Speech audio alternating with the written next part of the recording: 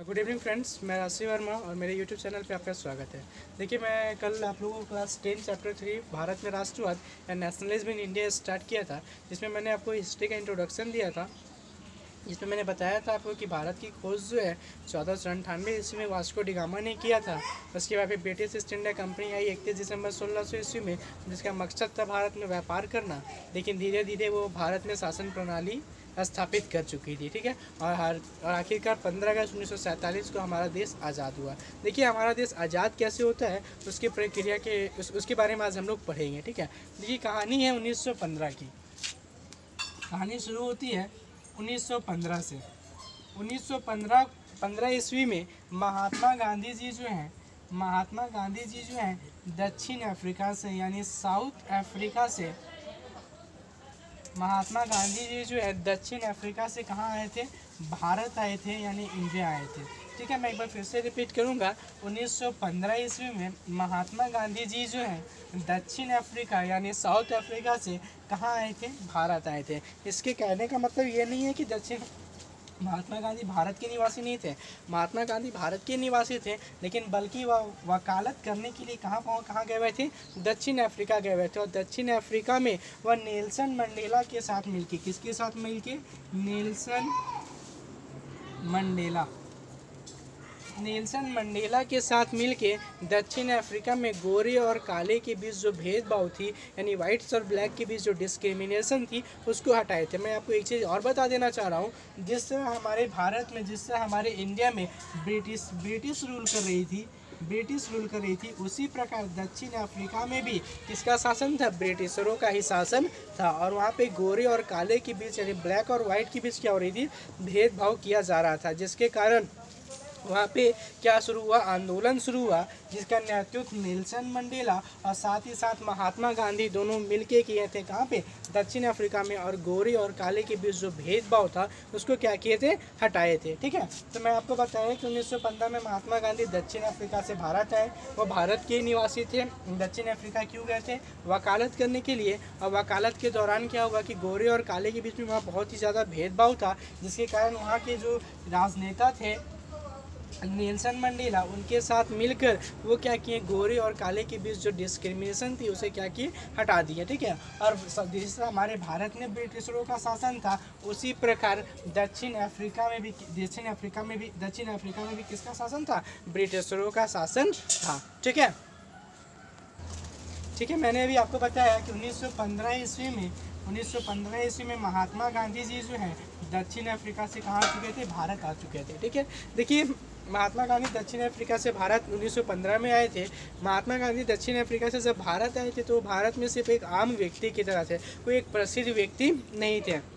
महात्मा गांधी का भारत में पहला आंदोलन शुरू होता है 1916 ईस्वी में। कितने ईस्वी में शुरू होता है? 1916 ईस्वी में। और ये आंदोलन कहाँ होता है?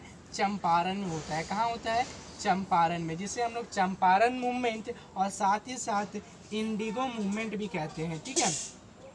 चंपारण मूवमेंट या साथ ही साथ इंडिगो मूवमेंट भी कहते हैं। चंपारण कहाँ पे है? तो चंपारण बिहार में। चंपारण है कहाँ? चंपारण बिहार में, ठीक है। देखिए, चंपारण में हुआ क्या था कि नील को लेकर विद्रोह छिड़ गई थी। किसान जो है क्या करते थे? नील की खेती क्या करते थे?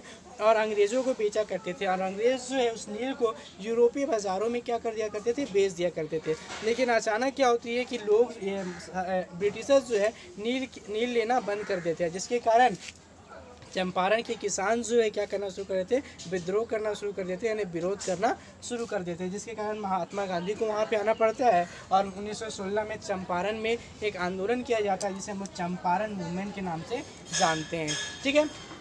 दूसरा मूवमेंट जो है 1917 में महात्मा गांधी के द्वारा किया जाता है, और ये मूवमेंट होता है खेड़ा मूवमेंट। ये मूवमेंट कौन सा मूवमेंट है? खेड़ा मूवमेंट। और खेड़ा कहाँ पे है? गुजरात में है। कहाँ है? गुजरात में। और महात्मा गांधी का तीसरा आंदोलन 1918 ईस्वी में, और वो है अहमदाबाद कॉटन मिल मूवमेंट।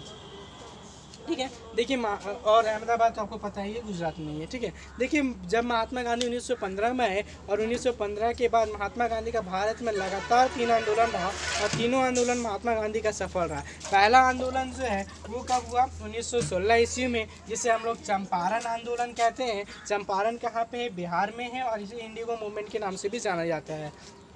दूसरा आंदोलन 1917 ईस्वी में, जो हम लोग कहते हैं खेड़ा आंदोलन, किस नाम से जाना जाता है, ये खेड़ा आंदोलन। खेड़ा कहाँ है, गुजरात में। और तीसरा जो आंदोलन है वो है 1918 ईस्वी में अहमदाबाद कॉटन मिल आंदोलन। ये 3 आंदोलन के बाद महात्मा गांधी जो है पूरे भारत में क्या हो चुके थे, प्रसिद्ध हो चुके थे। महात्मा गांधी को सब अच्छे तरीके से जानना शुरू कर चुके थे, ठीक है। ये आज हम लोग यहाँ तक पढ़े। कल की क्लास में हमारा टॉपिक शुरू होगा बुक से रिलेटेड। जो टॉपिक है वो है रॉलेट एक्ट, जो 1919 में लागू किया जाता है। 6 फरवरी 1919 में सर सिडनी रॉलेट के द्वारा लागू किया जाता है। इससे पहले मैं थोड़ा सा चीज़ आपको बता दूँ कि इसी बीच भारत में विश्व युद्ध चल रहा था, फर्स्ट वर्ल्ड वॉर। और ये फर्स्ट वर्ल्ड वॉर कब से कब तक चला, 1914 से 1918 तक।